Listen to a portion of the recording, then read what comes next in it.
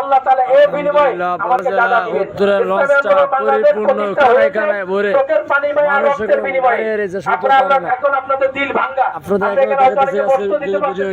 এজন্য আপনাদের দিল ভাঙা থাকবে। আর সফরে আর যে বান্দার দিল ভাঙা থাকে এত লোক হয়েছে ভোলাজেলা উত্তর থেকে কানায় কানায় পরিপূর্ণ হয়ে গেছে।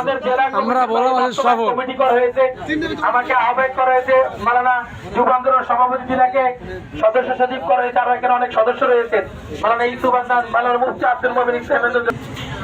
পুরো লঞ্চটা কানায় কানায় পরিপূর্ণ হয়ে বিভিন্ন স্থানে দাঁড়িয়ে এসে ভোলা জেলা উত্তরের পক্ষ থেকে বিশাল এক কাফেলা নিয়ে আমরা আসছি। আপনারা চলে আসুন।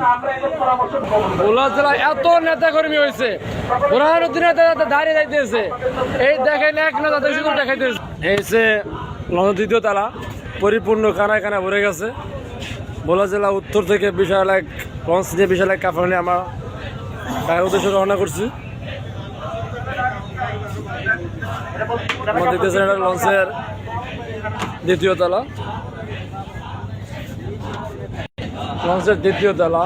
আলহামদুলিল্লাহ চলতেছে মাওলানা পাকের জিকির, চরমোড়ার মুজাহিদ সেখানে জিকির।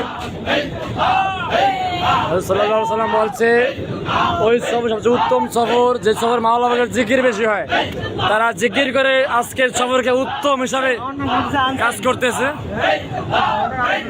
এই যে লঞ্চের তৃতীয় তলা পরিপূর্ণ কানায় কানায় ভরে গেছে।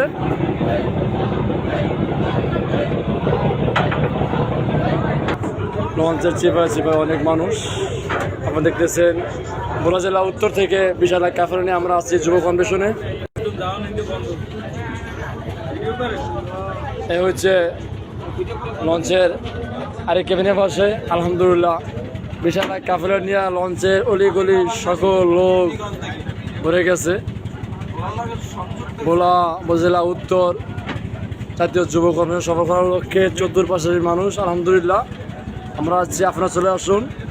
মনের প্রকাশ থাকে যেন সকাল 11টার আগে কেউ মানে ঢুকবো না, শুধু কালকে পরীক্ষা আছে ইনশাআল্লাহ।